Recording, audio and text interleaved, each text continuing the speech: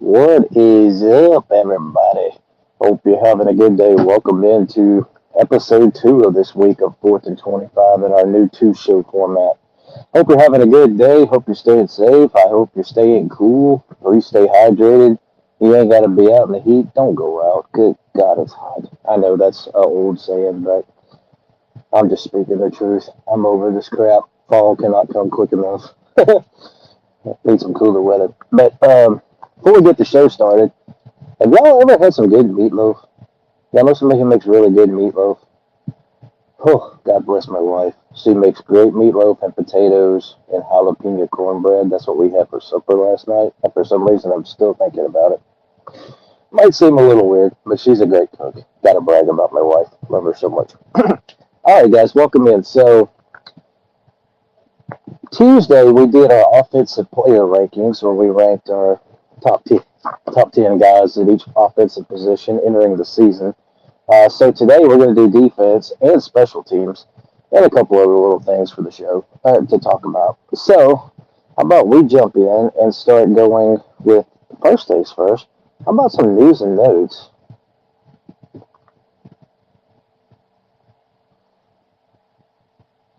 Some news out of Notre Dame. Offensive lineman Matty Augustine, and then cornerback Chaz Smith are going to have surgeries to repair injuries that these two sustained in camp for the Irish. Augustine had a toe injury and Smith had wrist injury, but both are expected to return during the season, according to the team. Augustine is a 6'7", 315-pounder, expected to be in the mix for the right guard spot, with Sullivan Absher competing against him. Smith is a freshman DB out of Tennessee who came to Notre Dame as a 3-star recruit. And make sure that was the only part of that we got. Of course, Notre Dame's fine at both of these positions. They were set at cornerback with guys like Leonard Moore. Yeah, Notre Dame has good depth at both these positions, as you already know. With Leonard Moore at cornerback, All-American. They're hoping to regain offensive lineman Charles Jexo, who fractured his arm last summer in a UTV accident. Notre Dame opens, of course, September 6th with Wisconsin. All right, so a little injury news there for the Irish. Little news out of UCLA. This is cool. Former NFL quarterback Derek Carr joins the UCLA staff. He is a special advisor to head coach Bob Chesney. Carr, of course, played 11 years in the NFL with 4 Pro Bowl trips. He was a legend at Fresno State. Obviously knows ball in the California scene where he played high school and college. But cool news there out of UCLA. And always does not hurt to have a good guy like that on your staff. And then a little bit of a money news. Northwestern gets $35 million over the next 3 years to help their football program as they look to be more competitive financially. Good luck. It comes from the family of Liz and Nick Yehilen. I don't know how to say that. The donation is intended for holistic football success, including recruiting support and broader program needs as the school enters what they call a new era. All right, so there's that. Coaches poll, we talked about that on Monday. It is out. Still waiting for the 8 people to come out. Oh, Dark Sage 9117. I have an interesting question for you. All right, go ahead, Dark. I'll wait on you. Go right ahead.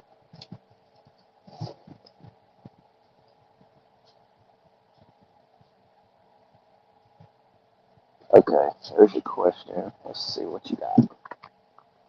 I am an Army fan. Yes, a real one out in the open. Hey, ain't nothing wrong with that. Service academies are awesome. I am wondering if there would ever be a possibility of Army or Navy making the CFP. If that happened, I'm curious what the consensus from other teams would be on how high they could be slotted in terms of a seed. I know the service schools have a massive uphill climb. It's very possible. Navy is one of the preseason favorites in the AAC this year. As a matter of fact, Bill Steele has them as his favorite to win the AAC. And the G6 gets a playoff spot. The highest ranked G6 conference champion gets in the thing. So all you got to do, one of those two needs to win their conference and be the highest ranked G6 champion, which is very possible.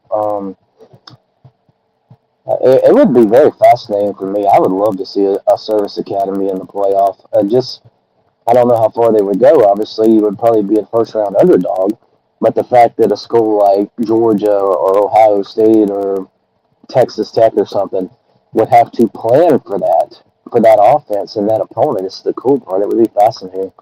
Um, and the rankings would obviously depend on your seeding. I mean, if you're in the top 10, you'll be whatever, probably in that area as far as the seed. Like if you're number 10, for example, say you can get that high, then you're a 10 seed. But if you're the highest G6 champion and you're only like 18th or something, then you're going to be the 12 seed. So, but you never know though. I mean, anything can happen. I mean, but yeah, no doubt, Army and Navy both can make it into the playoff.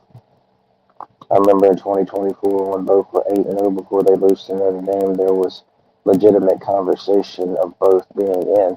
Yeah, yeah. I mean, I want to say that was the really good Army team. I think that won like double-digit games, maybe won the Independence Bowl, something like that. But yeah, yeah, there's a path for them to get there. And of course, they're both in the same conference, so um, yeah, absolutely. It is very, very possible for Army and Navy to get to the playoff. One of them could win the conference and have a shot. Yeah, absolutely. Definitely don't write them off this year. They're both contenders.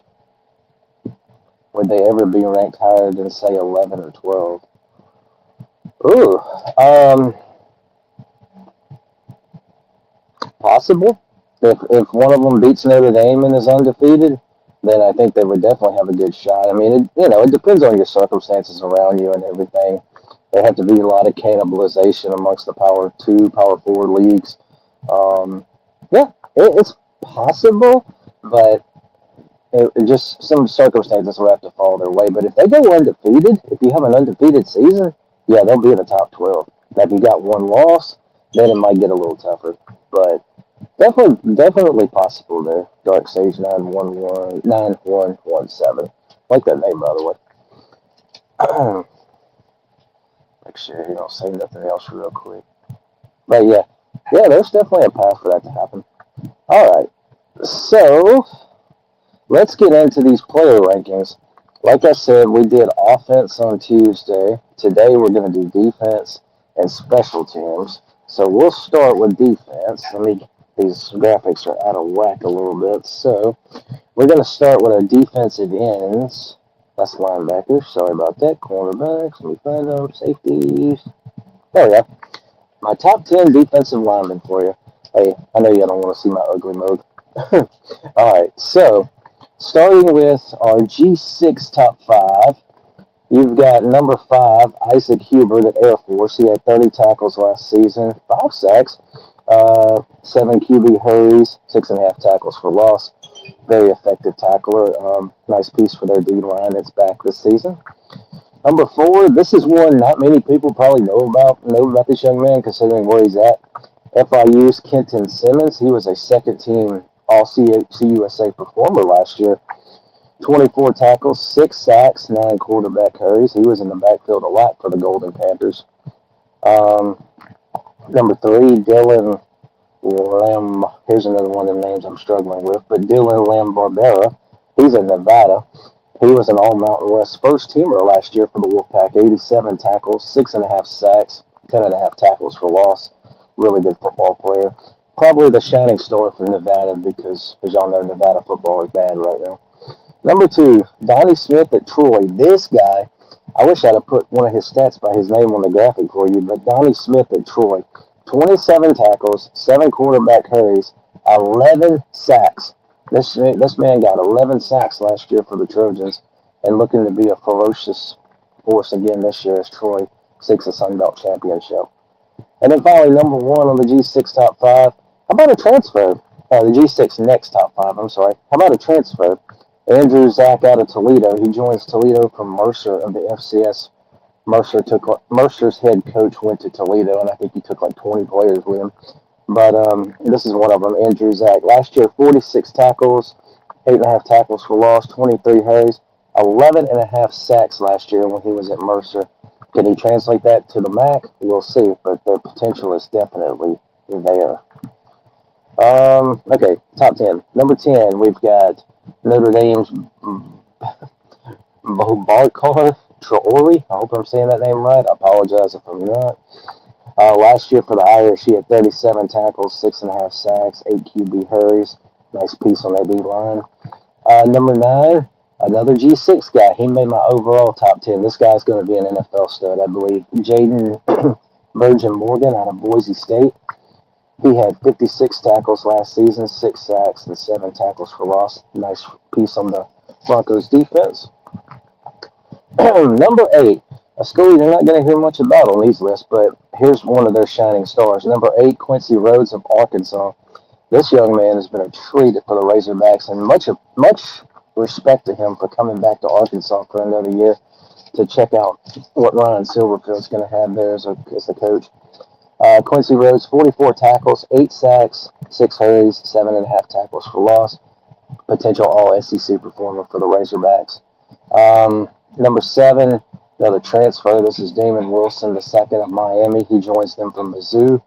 Last year at Mizzou, he had 9 sacks, 7.5 tackles. No, I'm sorry, 12 starts, 9 sacks. Don't have his tackle count, but did get 9 sacks last year for the Tigers. He was one of the SEC's best at Mizzou.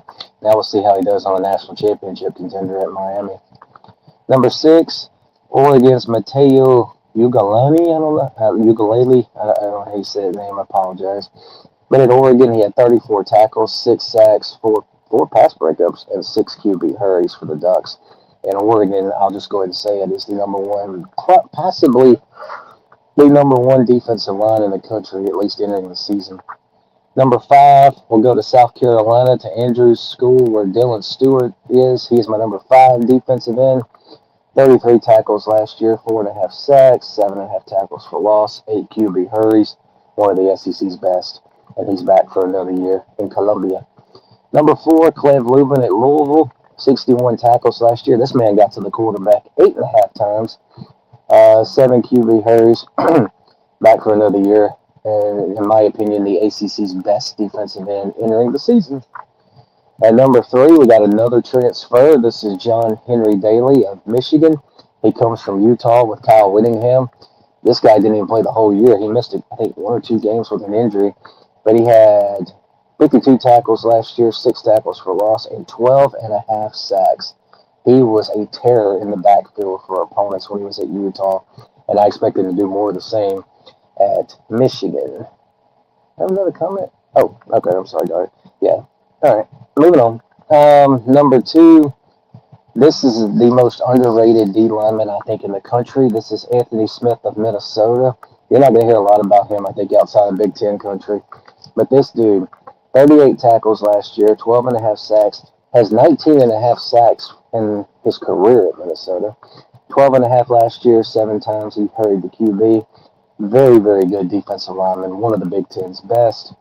And then number 1, Colin Simmons at Texas, 3rd-team All-American last year for the Longhorns. 43 tackles, 12 sacks, 15 quarterback hurries. Ferocious, another great ball player. Makes life very miserable for offenses, for quarterbacks.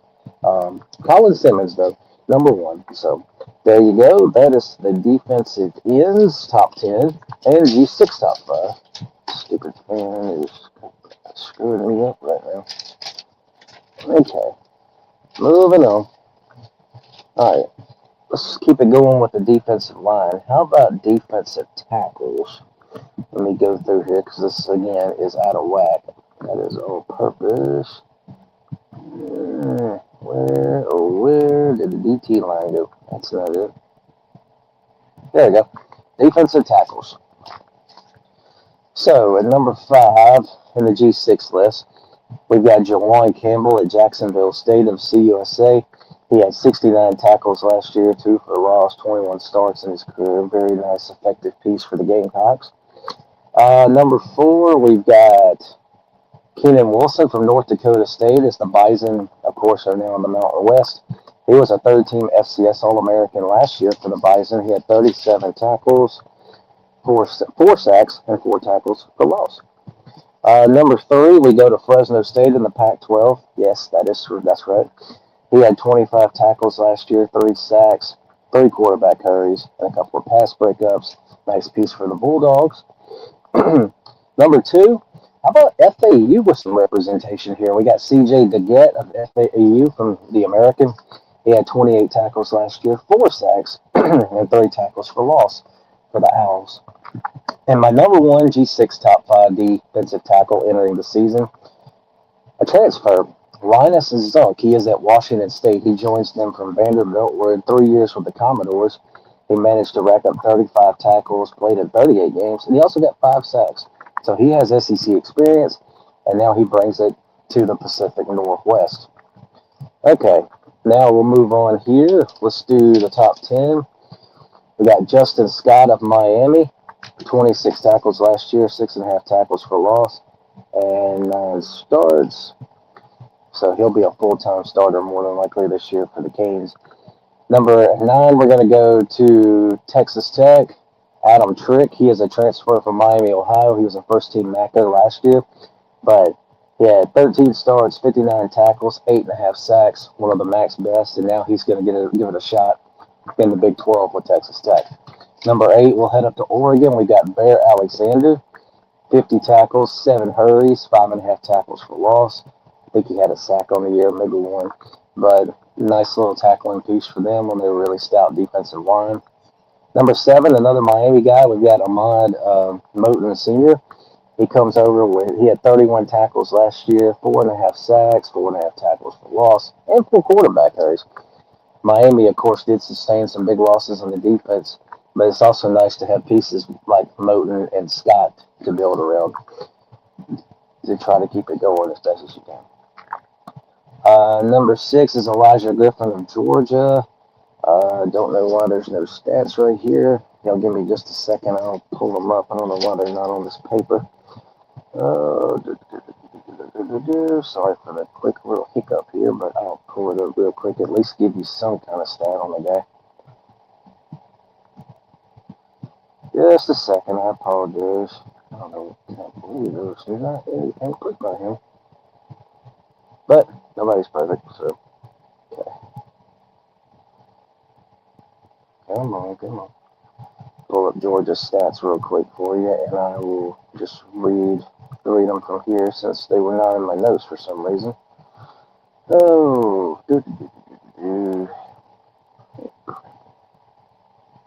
sorry for the delay. Sorry about that. There we go. All right, Elijah Griffin, 22 tackles last year, had a sack, 1.5 tackles for loss, also a quarterback hurry. I think he was affected by some injuries a little bit, but looks to be back healthy this year for the Dogs at number 6. All right, number 5, we've got Indiana's Tyreek Tucker. He had 40 tackles last year, 6 sacks, 6 tackles for loss, and 3 quarterback hurries. Number 4 is Amari Washington. He is also out at Oregon. 33 tackles last year, 8 pass breakups, a couple hurries, 1.5 sacks. My number 3 D lineman, also from the SEC, we've got Will Eccles at Ole Miss. He had 68 tackles last year, 6.5 tackles for loss, 5 sacks, and 6 quarterback hurries. Number 2, another Red Raider, we got A.J. Holmes Jr. at Texas Tech. Oh, by the way, Will Eccles was 4th-team All-American last year. Looking to be another year for him as an All-American.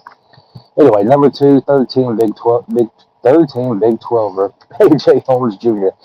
He had 38 tackles last year, 4.5 sacks, 4.5 tackles for loss, and 7, it looks like, pass breakups or QB hurries. And then finally, my number 1 D lineman from the SEC, part of Brent Venables' defense, David Stone of the University of Oklahoma. He had 42 tackles, 6.5 tackles for loss, 6 hurries, a couple of sacks. He'll be back for another year to terrorize in Oklahoma's defense. All right, so that is a look at defensive lines for you guys. We're going to take a quick break, and when we come back, we'll hit linebackers. But we're going to take a quick break here real quick.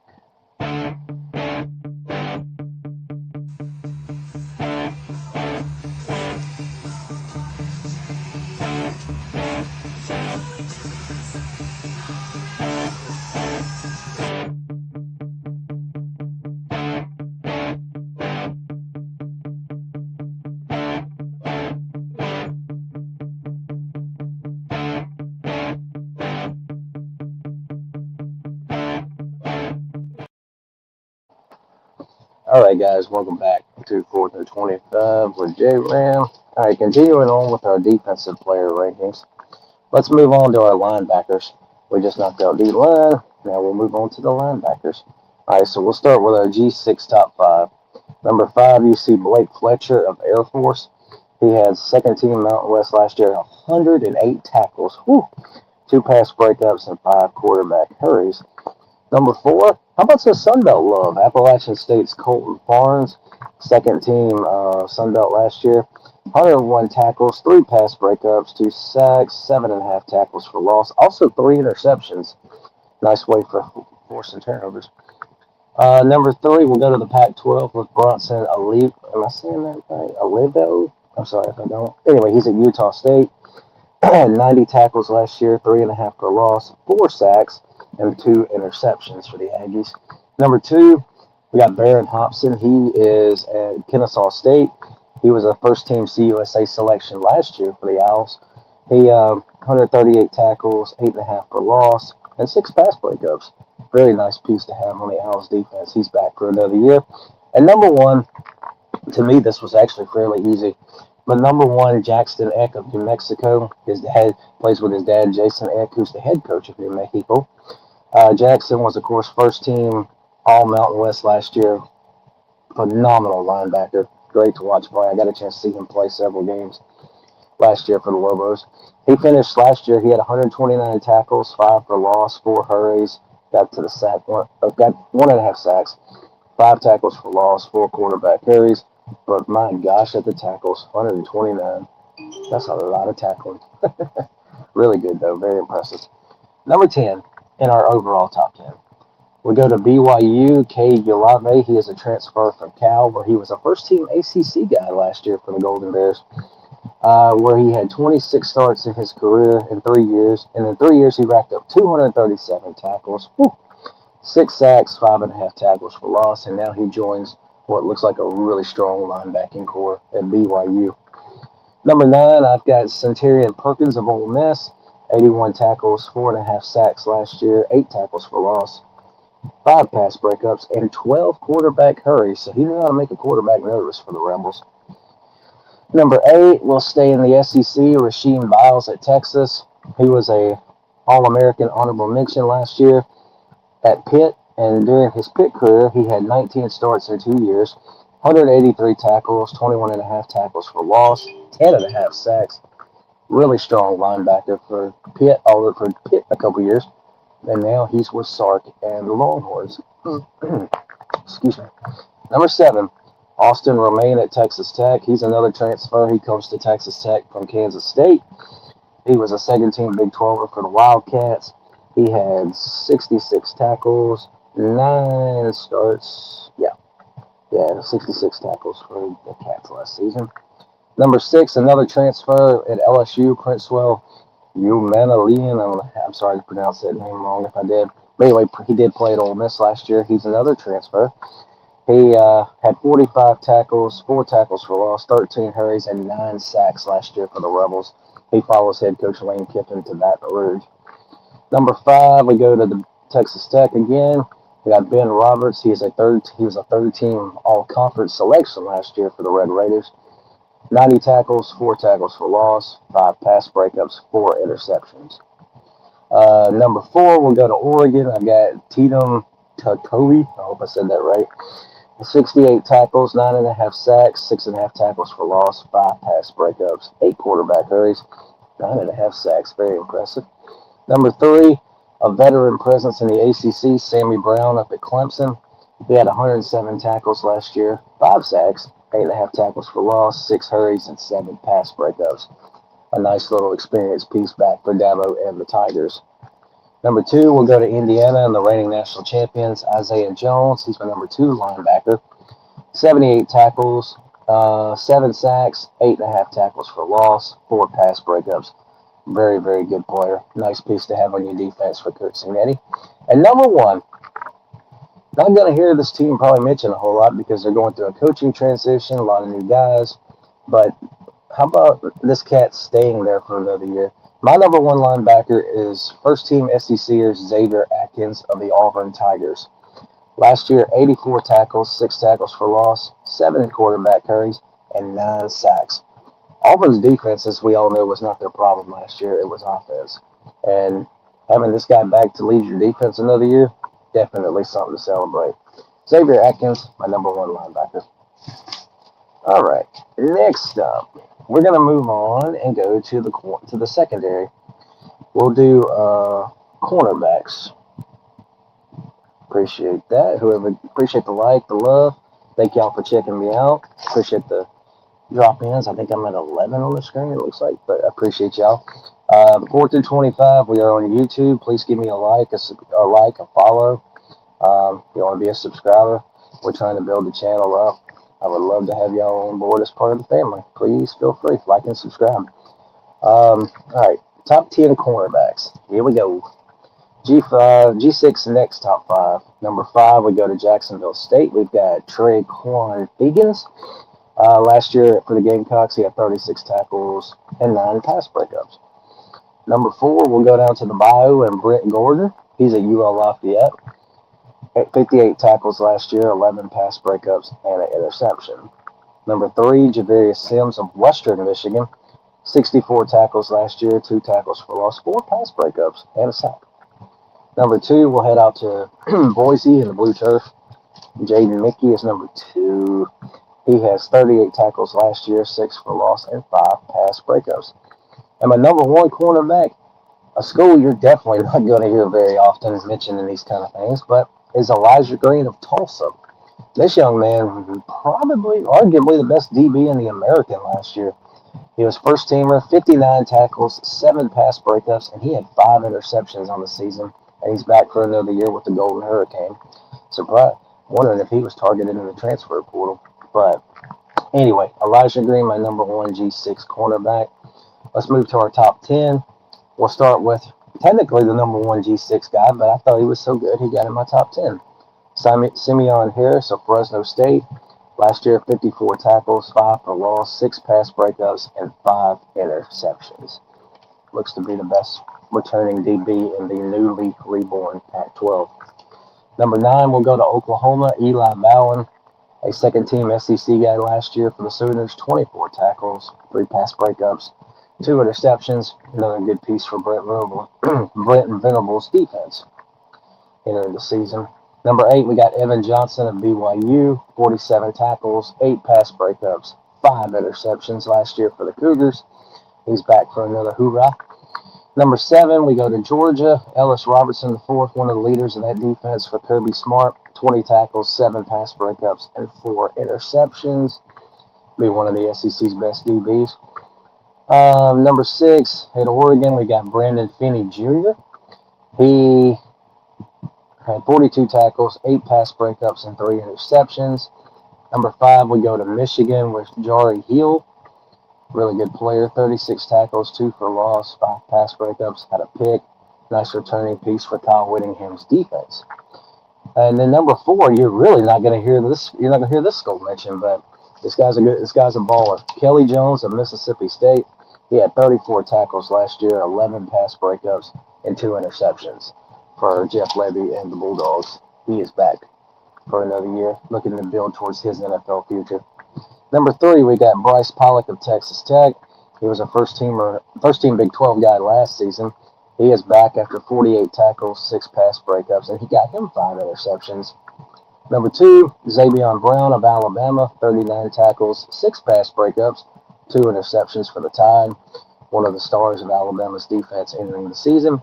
And then number 1, no debate in my opinion, this guy, until further notice, is the number 1 cornerback in college football entering this season. Leonard Moore of Notre Dame, first-team All-American last year, 31 tackles, 7 pass breakups, also 5 interceptions. One of the leaders for what should be a really good Irish defense. So, all right, that's your cornerbacks. Now we're going to move our tail on and go to the safety room. Let's take a look at safeties. There we go. So we'll start with our G6 top 5, like, of course.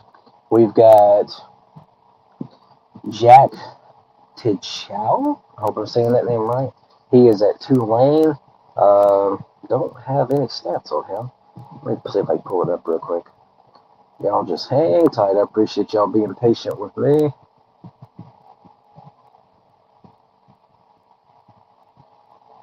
Let's see.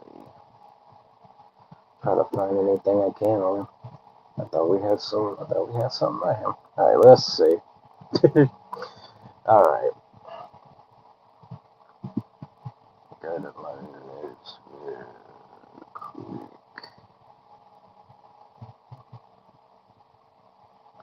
All right. Yep, 83 tackles last year for Tulane, a sack, 2 tackles for loss, 3 pass breakups, and he also had 2 interceptions for the Green Wave last season. All right, let's see.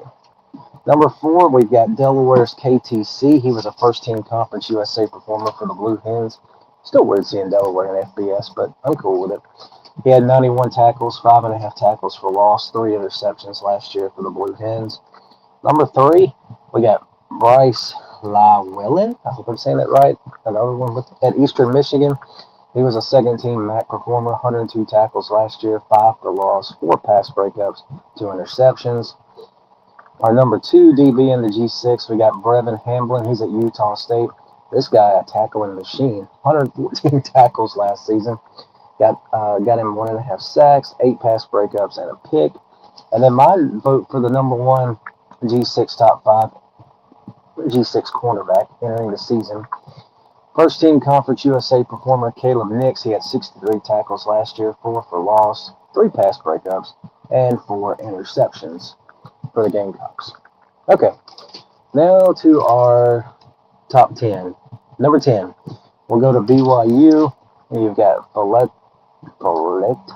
Satua, 84 tackles, 6.5 tackles for loss, 4 pass breakups, 3 interceptions. Number 9, we got Miami's Bryce Fitzgerald. He got 6 interceptions last year for the Canes, 16 tackles, but 6 interceptions. That's really impressive. Number 8, we'll go to Indiana. Amari Farrell is back for the champs. He had 48 tackles, 7 pass breakups, and 4 interceptions for the Hoosiers. Number 7, it would not be a safeties list without at least one Iowa defensive back. Number 7 is Zach Ludemer of Iowa. 71 tackles last year, 4.5 for loss, 7 pass breakups, and 3 interceptions. Number 6, we got Jelani McDonald of Texas. 80 tackles, 4 for loss, 3 pass breakups, 3 interceptions. Let's see. Number 5, we got Notre Dame's Adon Schuler. 53 tackles, 5 pass breakups, 2 interceptions. Number 4, Jamel Johnson of TCU, one of the Big 12's best. He was a second-team all-conference performer last year. He's back with the Frogs, 96 tackles, 3 tackles for loss, and 3 pass breakups, and he had 5 interceptions last year. Number 3, we go to Alabama, a 4th-team All-American last year, Bray Hubbard, 79 tackles, 6 pass breakups, and 4 interceptions. Number 2, got a transfer. It's Corey Pirch of Oregon. He joins them from Minnesota for the last 2 years with the Gophers. He had 16 starts for them, 128 tackles, 5 pass breakups, 4.5 tackles for loss, 6 interceptions. Very nice piece that Dan Lanning got in the transfer portal. And then finally, number 1 safety for me entering the season is Georgia's KJ Bolden. He's coming off a 76 tackle, 5 pass breakup season with 2 interceptions. All right. So that's defense, guys. That is our defensive player rankings. So let's keep this train going. We're going to head on to the kickers. Let's go to our special teams, guys. All right.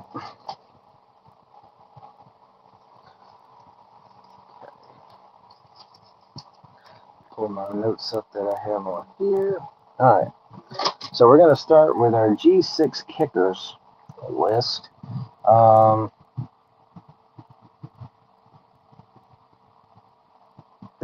Okay, so we've got 6 actually. We had 2 I thought worth noting. All right, so you got Joe McFadden in Nevada. He was 19 of 25 last year on field goals, long of 50. Didn't miss an extra point. As you see, he was a perfect 20 for 20. Also, you've got Utah State's Kian Afrukte. He comes from Coastal Carolina. He was 15 and 19 there, 32 of 32, long of 44. Didn't miss an extra point. Number 4, we've got Garrison Ripa of Jacksonville State. He was a first-team CUSAer last year, 21 of 28, 4 or 5 from 50-plus yards, long of 52. Number 3, we keep it at, Arkansas State. Yeah, Clune Van Ens, 21 of 27. He was 4-4 from 40, 49 yards, long of 54. We got Reese Griffith of Toledo. Another one I don't see in stats, bro. I don't know how that happened. Let's see. I'll pull him up real quick. We'll just do this right here. Reese Griffith of Toledo. He is my number 2 kicker. He is a Mercer transfer also. Okay, so last year he was 14 out of 17 with a long of 51. Made all 54 of his extra points. And our number 1 kicker, to me, this was a solid one. Nico Gramatica of South Florida. He was a second-team AAC performer last year. 18 out of 24 on his field goals. Long of 52. His dad, of course, the legendary Martin Gramatica, who was an NFL kicker for the Bucs for many years. And I think his brother's the backup kicker. I think his little brother's his backup. All right, top 10 overall as far as kickers go. Number 10, we got Luis Rodriguez of Kansas State. He is back. He was 13 of 15 last year, long of 51. Made all 42 extra points. Number 9, we got another Big 12er, first teamer Stone Harrington from last year. 22 out of 28, long of 58. That's a pretty stout leg. Number 8, we've got Nico Reddick of Indiana from the Champs. 18 and 19 on his field goals, made all 87 extra points, long of 46. Also 4-4 from the 40-49 yard range.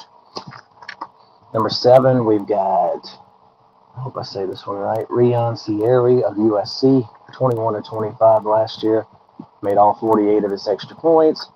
54 was his long. He made all 7 from 40-49 yards. He also made a 50-plus yarder. Number 6, we go to another Big Ten guy. We got Ryan Barker of Penn State.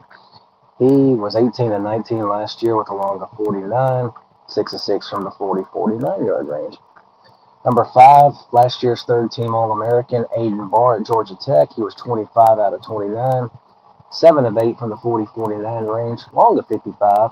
Made all 45 of his extra points. Number 4, yeah, the top 4 are all SEC kickers. Call me biased, I don't care. Number 4, Alex McPherson of Auburn. 20 of 25 last year, long of 49. Number 3, we got Peyton Woodring of Georgia. Sorry, Georgia fans, don't hurt me. 17 and 19, long of 53. Didn't miss an extra point. 3 of 4 from 50-plus. Number 2, Tate Sandell of Oklahoma in his hideous shorts. He was a first-team All-American last year, 24-27, made all 35 extra points, 8 of 9 from 50-plus, with the long of 55. A really, really good kicker. You really could not go wrong with either one of the top 2, in my opinion. That's 1 and 2. At number 1, Lucas Canero of Ole Miss, made all 56 of his extra points, 5 of 7 from 50-plus yards.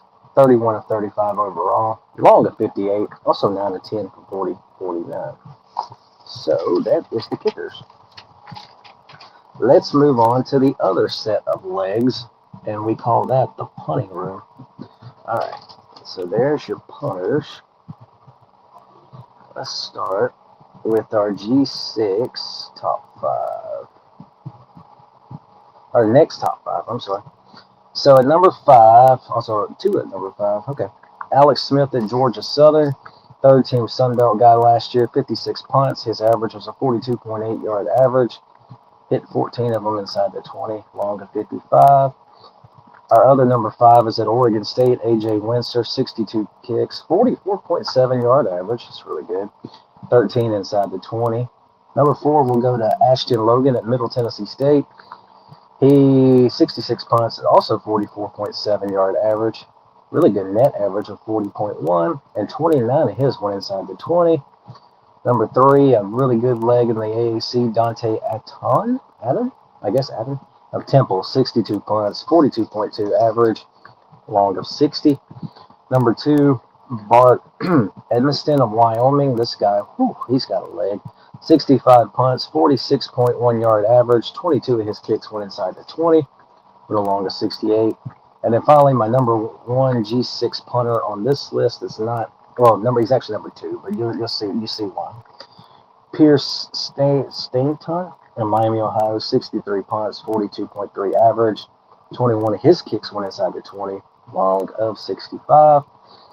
So that's that group. And now the top 10, we'll go to Duke. I'm sorry, we'll go to Michigan State. I'm sorry.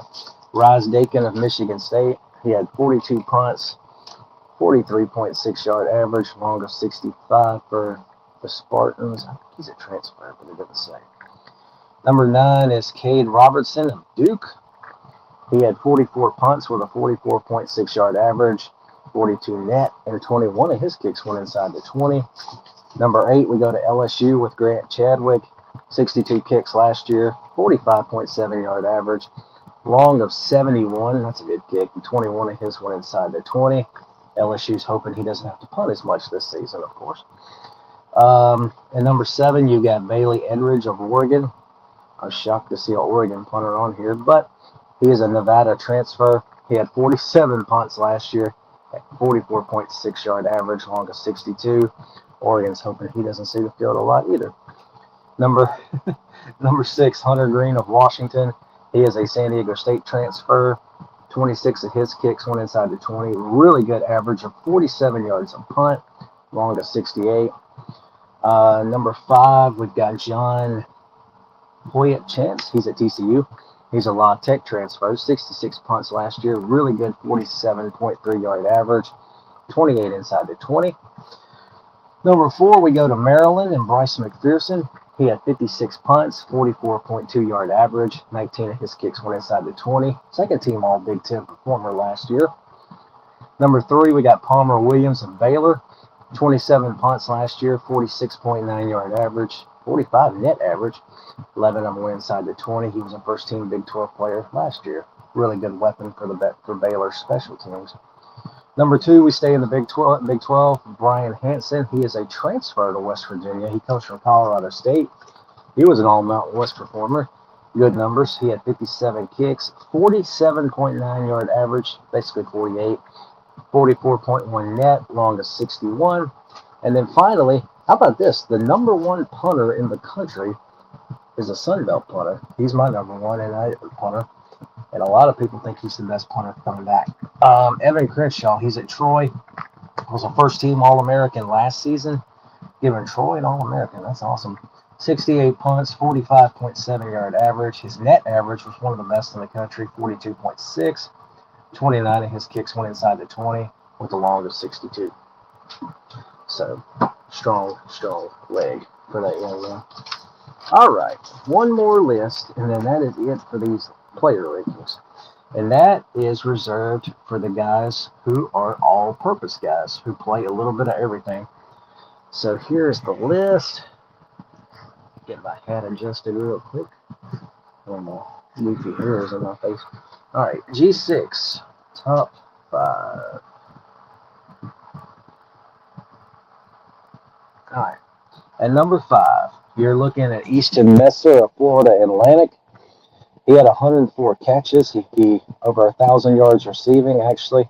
Averaged 10.1 a catch, caught 6 touchdowns, had a rushing touchdown. Also was effective on punt returns, averaging 20.8 yards per return. So receiver, returner, nice little weapon there for the Owls. At number 4, we got Keith Reynolds of Miami, Ohio. He was effective at kick returns, averaging 28.5 yards a return. He had 352 receiving yards with a touchdown. Also run the ball for 186. So runner, receiver, returner. Number 3, we got Jordan Napier of San Diego State. This cat, he had 629 yards receiving, averaged 13 yards a catch, 2 touchdowns, ran for a touchdown, had a punt return for a touchdown, averaged 8.8 a return, and then on kickoffs, he averaged 22.4 a return for the Aztecs. So he's number 3. Number 2, you got Jackson Williams of North Dakota State. A really effective returner. He averaged 13.9 on punt returns, scored a touchdown, averaged 32 yards per kick return, scored a touchdown. Also had 293 receiving yards and caught a touchdown. And then finally, my number 1, next top 5, number 1, G6 all-purpose guy. We go to Arkansas State with Chauncey Cobb. He had 797 receiving yards, caught him a score. Averaged 26.9 per kickoff return with 2 touchdowns. Very nice weapon for Butch Jones and the Red Wolves. Okay, at number 10 on the overall list, we go to Wake Forest with Carlos Hernandez. He had 6'11 receiving, 15.3 per catch, 3 touchdowns. Also averaged 11.5 yards a punt return and scored a touchdown for the Demon Deacons. At number 9, we stay in the G6. A player I've been high on for a while, the Realist Clark. Love that name. He averaged 28.2 yards per kick return with 2 touchdowns. Also effective receiver, caught a score, had 108 yards receiving. Could catch the ball and could return the ball for the Golden Flashes. Number 8, we go to Michigan with Andrew Marsh. Averaged 23.6 a kick return, returned punts. Also had 651 yards receiving and caught 4 touchdowns, 14.5 per catch. Nice weapon there for Kyle Whittingham's group. At number 7, our final G6 guy, so he's technically number 1, but he made the overall top 10. So we got Rayshon Luke of Fresno State. Listen to these numbers.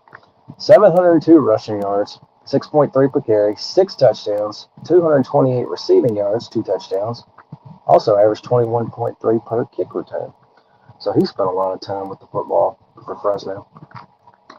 At number 6, we've got Ja'Cory Barney. He's at Nebraska. He averaged 12.3 a punt return, averaged 21.2 per kick return. He also had 484 receiving yards, 10.8 per catch, and 5 touchdowns all over the field for the Huskers. Number 5, you're going to actually see a guy on here who can play quarterback. Vern Ficklin of the Utah Utes.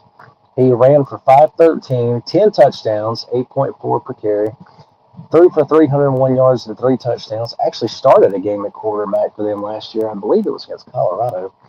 But anyway, runs the ball, throws the ball, can be on the field at the same time with Devin Dampier, whether it's at running back, tight end. I think he's also done some kick returns or something. But very effective all-purpose guy back for Utah as their backup quarterback. Number 4, we'll go to South Carolina, Vicari Swain. Biggest thing is punt returning, it looks like. He averaged 15.9, found the end zone, I believe, 3 times. It says 3 touchdowns on here. 3 punt return touchdowns, also effective pass catcher as well. Number 3, we'll go to Texas. We got Ryan Niblett. He had 22.7 per punt return, 2 touchdowns, averaged 20.2 a kick return, also caught some passes as a receiver. At number 2, we got Jacoby Williams of Texas Tech, another one who was all over the field. He had 40.3 punt per kickoff return, really good kick returner. Had a touchdown, 388 yards receiving, 11.1 a catch, 2 touchdowns. And then he also proceeds to run for 868 yards and 6 touchdowns, 5.6 per carry. So he found the end zone 9 times, 3 different ways, and over 1,100 plus yards of scrimmage. So definitely the Big 12's best. And then finally, my number 1 all-purpose guy, we go out to UCLA with a transfer. That is Wayne Knight.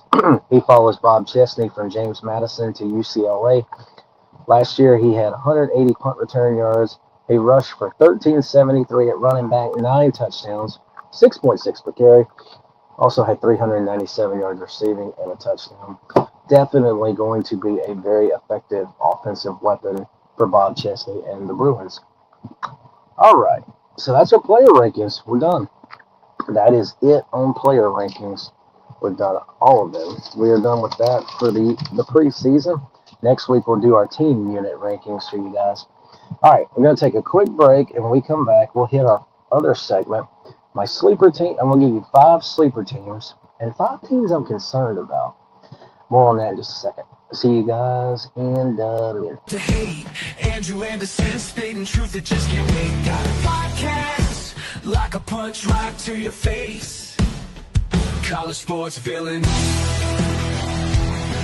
it over the place. I bring the facts whether you like it or not. Dropping truth bombs, giving it all I got. They call me a villain. Well, I wear that badge with pride. Nothing but secrets they try to hide. Hard rock in my veins, rebellious to the core. I won't back down, won't take it anymore. The bad guy of the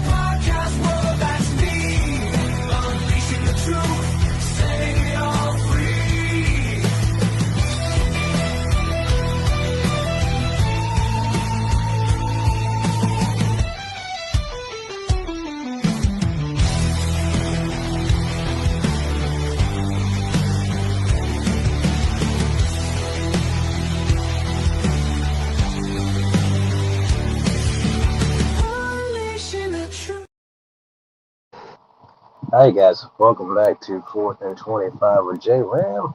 Again, hope you're having a good day. Stay safe. You ain't got to be out in this stupid heat. Don't be out in it. But anyway, all right.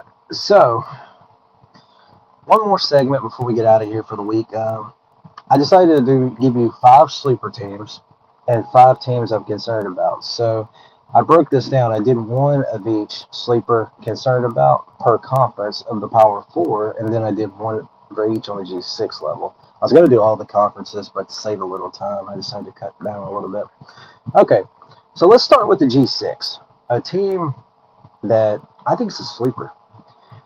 I've actually seen, I believe it was, there was one of the fellows at On 3, I think it was Brandon Nobles, I can't remember his name, or seen one guy at On 3 actually put this school in the playoff. He has them as their G6 playoff team. How about North Dakota State? I know that sounds crazy because it's their first year in FBS, but I mean, my Lord. So here's a couple things. Winning reputation. They move up and they're in a league that's depleted. The Mountain West is a depleted league. Let's just be real. There's good teams. I mean, you still got New Mexico, you still got UNLV, you still got Air Force. But this league lost Boise State, San Diego State, Fresno State amongst the group. They're coming in at a very good time to capitalize. 9 of the top 12 are back on their defensive line. 3 of their top 5 tacklers are back, so defense has some good experience coming back. They do have a new quarterback. We'll see how that goes. Jackson Williams is a really good playmaker to have at receiver and returner, and again, can compete immediately. There's a lot of teams in that Mountain West that they probably could compete with still if they were FCS. I think they beat a couple of them, like Northern Illinois, San Jose State, UTEP. North Dakota State can beat those guys. So they've got a good chance to make some noise in year 1 in the Mountain West, and I do think they will. So North Dakota State, sleeper team, could definitely win the Mountain West if some things fell their way. We'll see. Okay, now, G6 school that I'm concerned about. Don't think many people are saying this, but I'm concerned about Tulane. You're coming off of a great run under John Summerall. Your new head coach is Will Hall. Yes, he was on the staff with John Summerall. He knows this program. He's been there. But this guy's only been a head coach at one other FBS school. He was at Southern Miss. He was 14-30, guys. And Southern Miss is in not as good a shape of program as Tulane is. So 14-30 is the head coach at Southern, and now he's at Tulane getting this chance. Now, is he ready now? Will he do better than he did at Southern Miss? Because he's taken over one of the G6 best programs that has pretty solid NIL from what I understand. Good recruiting base. You can get talent and everything in there. And by the way, shout out to Tulane. The Mardi Gras uniforms, fire. Love it. They look awesome. Cannot wait to see them on the field. But anyway, Will Hall. Is he meant to be the head coach? Will this work? Because he's replacing some big shoes. They have a new quarterback, new offensive line. They replaced 4 starters on the O-line. D-line's being reworked. I think they're replacing just about everybody there. Total 8 starters are back for the Green Wave. And look at their road schedule. They have to go to Duke. They got to go to Kansas State. They got to go to Army. And they got to go to USF. That's pretty brutal itself. So, not sure how I feel about Tulane entering this year. Great year last year, but expecting some regression is the word I'm looking for. Okay, so that's the G6. Now, ACC. Who's a sleeper team in the ACC?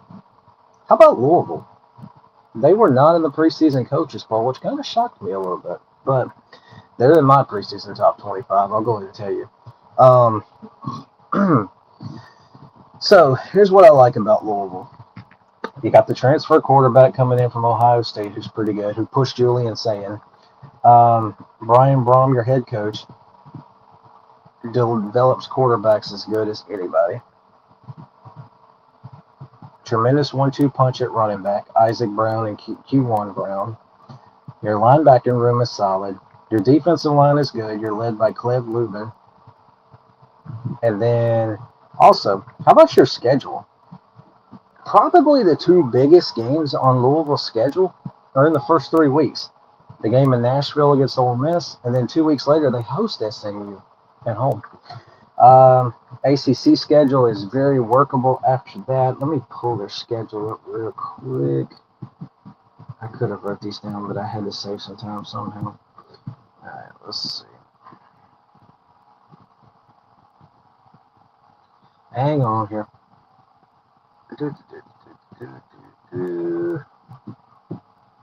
Pull the schedule up for you. Give me just a second. I could have wrote this down, but anyway.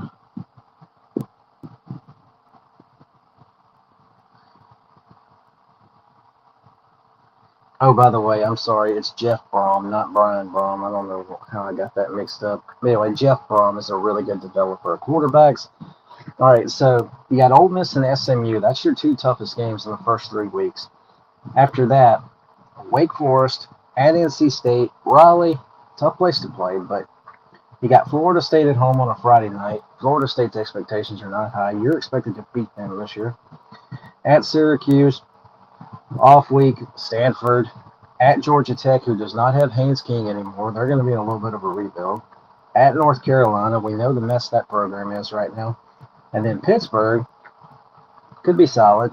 And then at Kentucky. Yeah, Louisville, your two biggest games are in the first 3 weeks. There is a good shot. If you win both of those, you could be set up for a big run and a chance to get to the ACC championship and maybe even the college football playoff. I don't think you're going to win the ACC because I think that's Miami's to lose. But with that schedule and those pieces I just mentioned, Louisville's got a shot to have a really good year if things fall their way. All right, now that's my ACC sleeper. Now, who in the ACC am I concerned about? Florida State. Your head coach is on the hot seat. We know that. Surprised. Some people were shocked he wasn't fired last year. Mike Norvell, sounds like he didn't get let go last year because they didn't have the buyout money. But anyway, he's on the hot seat. You have a new offensive coordinator, new special teams coordinator. Your quarterback is Ashton Daniels. Has some SEC experience at Auburn, but it's not a quarterback move that's really got people amped up and talking. So it seems kind of, you lost your top running back, 4 offensive linemen are gone, 8 of your top 12 tacklers on defense are gone. Now, Florida State worked the portal well, to their credit. They got good pieces. But are they good enough? We'll see. Schedule is daunting. You've got SMU on Labor Day. That's going to be a big game. You got to go to Alabama, and you know Alabama's got that game circled after what happened last year. You got Virginia at home. They're solid. You got to go to Louisville and Miami. Back-to-back trips to Louisville and Miami. Ouch. Ooh, not fun. And then you got Clemson at home later in the year. You got to go to Pitt, who's going to be solid. And then, of course, Florida. I didn't go through the whole schedule. I just went through a lot of the highlights. But every one of those games I just said, let's see, 1, 2, 3, 4, 5, 6, 7, 8. You could lose every one of those. And if you lose those, that's 8 losses. That's 8 losses. The only 2 games on your schedule right now that are basically guaranteed wins are New Mexico State and Central Arkansas. After that, there's no guarantees. It could be a really rough year at Tallahassee. Very rough year. All right, Big 12. Who's a Big 12 sleeper to me? How about Arizona? Just missed the top 25. Some people, I think, was it Joel Klatt? Yeah, Joel Klatt hasn't been his top 25. You have one of the best things you can have entering the year, a returning veteran quarterback. Noah Fafita, if you have not seen this young man play, he is a treat. 9,183 yards passing in his career at Arizona. I think he's been there 4 years. 3 years, I'm sorry. 9,183 yards in basically 3 years. His touchdown-interception ratio is 73-24. Really good. They added some really good portal additions on the offense to help them at receiver room and running back. Defense got some adds. Your defensive line returns 3 starters.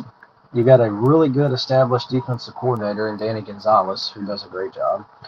And check your schedule out. In 3 of the last 4, you're at home. You got TCU, Utah, and Arizona State all coming to Tucson. Tucson's a tough place to play at sometimes. So it'd be nice to get those 3 games I just mentioned at home. If you're looking for a sleeper or a dark horse in the Big 12, I would recommend maybe looking at Arizona. All right. And then finally, Big 12 team that I'm concerned about. Another school whose coach is on the hot seat, and it pains me to say this because I like this school and I like this coach, but I'm worried about Baylor. A little worried about Baylor.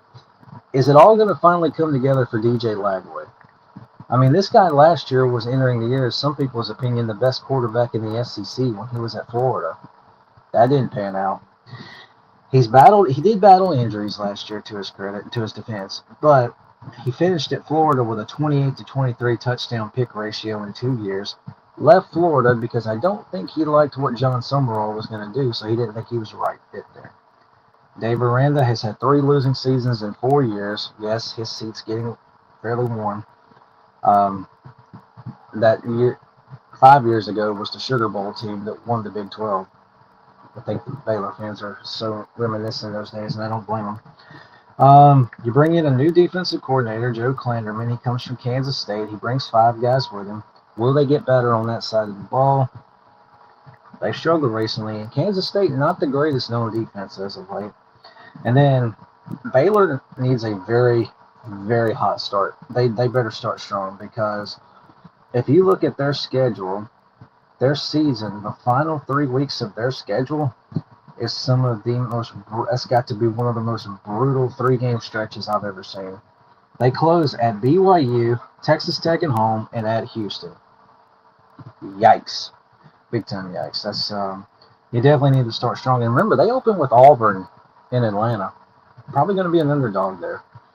But games like Prairie View, Louisiana Tech, Colorado, you need to get those. You need to get them. At Arizona State, that's not going to be fun. TCU, not going to be fun. At Kansas, at UCF, you really need to get those. Iowa State, probably going to be favored there, but you got to get that one. Baylor needs to, if they want to get to a bowl game, they need to be bowl eligible before that final three-game stretch of BYU, Texas Tech, and Houston. If they are not, probably not going to end well. But Aranda, definitely on the hot seat. I hope it works out for him. I hope they get it turned around, because I really like Dave Aranda. All right, SEC. Who is an SEC team that I consider a sleeper? Okay, so they're not in the top 25. They've got a new head coach. Florida. I'm all in on John Summerall. I love the attitude and energy he has brought to this program. I think people are going to start fearing Florida again under this man. The receiver room, the running back room, loaded. There is talent galore in their receiving room and their running back room. Jaden Baugh, one of the SEC's best running backs, is back. He'll be treated. Now, there are questions. Obviously, the quarterback, who's going to be the quarterback, and their offensive line. They got a lot of new O-linemen. Buster Faulkner comes in from Georgia Tech. He is the offensive coordinator. He got to work with Haynes King last year. Very good offensive mind. With time, I think Florida's going to be fine. Front 7 is really stout on defense. Really good linebacker room. I talked about the attitude and the energy. Ole Miss and Oklahoma will come to Gainesville. That's 2 huge games you get. And then if you look at the schedule in general, Florida's got a shot to start really hot. Here's their first 6. Florida Atlantic, Campbell, at Auburn, very sneaky good game. Ole Miss, at Missouri, South Carolina. Guys, we could be talking about a 6-0 Florida team, in my opinion. We could be talking about a 6-0 Florida Gator team if things fall right. Appreciate y'all checking us out. And we got 20 guys. It looks like 20 views. Appreciate you guys. Thank y'all so much. So anyway, yeah, those first 6. That's FAU, Campbell, at Auburn, Ole Miss, Missouri on the road, and then South Carolina. If they start 6-0, there's gonna be a lot of talk about Florida. People are going to be really talking about Florida. And after that, they go on a very, very brutal 3-game stretch. You've got to go to Texas. You got Georgia, the rivalry game, and then you got Oklahoma at home. Who's to say you can't win it? If you go 1-2 in that, and you win them first 6, that's 7-2. That would be a great start. And then their final 3 are very manageable. You go to Kentucky, you got Vandy, who are both in major rebuilds, and then at Florida State, who's in turmoil right now. Guys, Florida could be really good in year 1 for John Summerall, or they could be very bad. Who knows? But if the chips fall right, you can be looking at a Florida team that has 9 wins and is in playoff discussion. Yes, in year 1, I'm saying that. Or I could look stupid and Florida could win 7 games. Who knows? But anyway, very high on Florida. I think they're a sleeper team in the Southeastern Conference. Okay, SEC team I am most concerned about. I almost put Alabama here because I'm very weary about the trajectory of that program right now. But they still have a very talented roster, so I just said no. SEC team I'm concerned about, Missouri. And here's my things. What is Ahmad Hardy's status? Is he going to play? Is he not going to play? There's some saying he won't play. He's not going to play. Their first game is Arkansas Pine Bluff. I don't think you got to worry about seeing him. But Roberts, their other really good running back, he'll get a lot of carries. But at some point, is he going to be able to play? I mean, he's been cleared to participate in activities and everything. Very interested to see what happens with him. All right, Austin Simmons, the quarterback, he comes in from Ole Miss. Is he ready to lead the program, or is he going to be better? Because if you remember real closely, in his 2 starts at Ole Miss last year, he didn't look that great. He struggled against Georgia State, throwing a couple picks. He really struggled against Kentucky before he was unfortunately injured. And then, of course, we all know what happened with Trinidad Chambliss. But is he ready to be the quarterback of a program?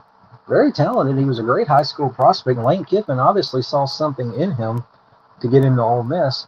Now, obviously, maybe he didn't see something in him to try to get him to go to LSU with him. But can he lead offense? Okay. Missouri also on offense. You got a new offensive coordinator, Chip Lindsey. How will the system change? Will it change at all? On defense, 2 of their top 15 guys who played the most snaps on defense are gone. So they only returned 2 defenders with starting experience, basically. 13 are gone.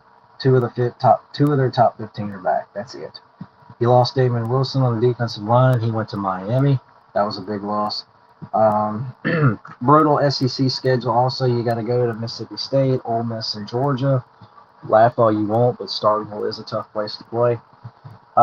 So that's 3 brutal SEC games on the road, and then you got Florida, Texas A&M, Texas, Kentucky, and Oklahoma all coming to Columbia. Home field advantage is good, but Florida, A&M, Texas, and Oklahoma alone, whew. So could be a shaky year in Columbia, Missouri for Eli Drinkwitz and the Tigers. Might be fighting to get to 6-6, if you know what I mean. Okay, and then finally we'll go to the Big Ten. Who is a sleeper in the Big Ten? I've been high on this team. I've talked about them a little bit. UCLA, new leadership with Bob Chesney. Love this guy. He is a winner.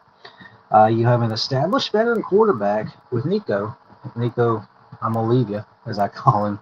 Nico is back for another year at QB, so you have a veteran there. With your transfers, you have 10 returning offensive starters alone, which is always good to have. You've got multiple JMU transfers that should help your defense out. You've also got a schedule that gives you a nice little present with 5 Big Ten home games this year. Let me pull this up real quick. I was going to read your schedule. I don't know why. Okay, here we go. Pull it up real fast. Come on, bro. There it is. Okay, so you got 5 Big Ten home games. You got Purdue coming in, who you should beat. You got Wisconsin, who you're probably going to be favored to beat. Michigan State, Illinois, and USC are... Okay. Something happened there. Uh-oh.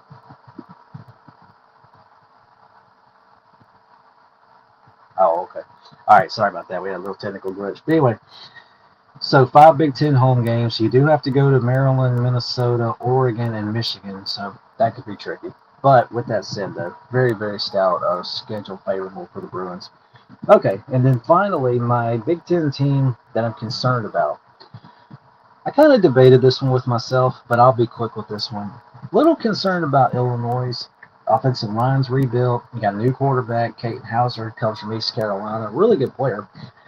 But will he quickly jail like Luke Altmaier did?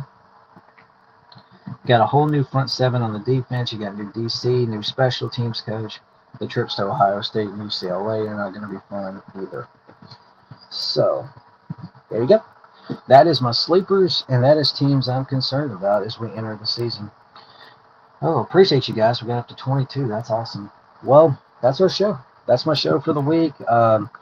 Thank you to everybody who checked me out on Tuesday. Thank you to those of you who checked me out today.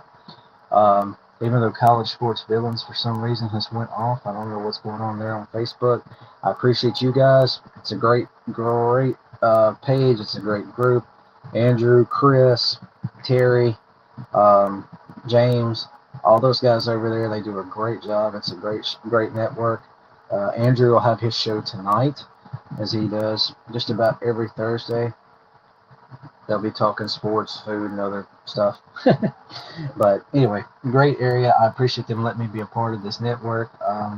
Give me a like and subscribe. Like on YouTube if you want. Like, subscribe. If you want to follow me, that's fine. We're trying to get this YouTube thing going, see where we can take it. Down in distance, Facebook page. It's a college football discussion group. Give us a like if you want to be a member. The Spread discussion group too, another college football group. We have 2 pages. Yeah, I'm on Instagram and of course my Facebook. Appreciate you guys. 16 days until college football's back, FBS style. 14 if you want to include the FCS. All right. So as we close, Bible verse, Matthew 5, verse 44.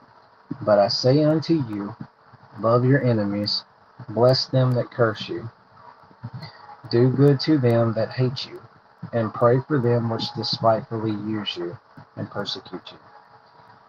Yep. Love your enemies. Love them. Bless them. No matter how bad they hate you. Trust me. I agree with that wholeheartedly. Pray for them. Pray for them. Always. All right, guys.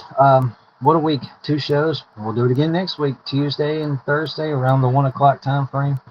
Next week we will do team unit rankings, like top 10 O lines, top 10 D lines, and such.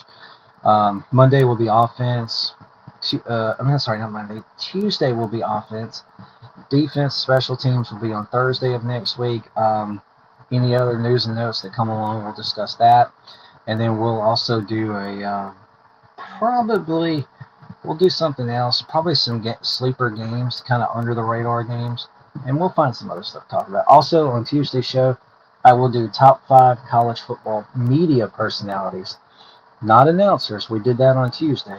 Keith Jackson is the GOAT. Brad Nessler number 2. Anyway, but we'll do top media personalities on Tuesday's show with our offensive player rankings. So, guys, again, thank y'all so much for checking me out.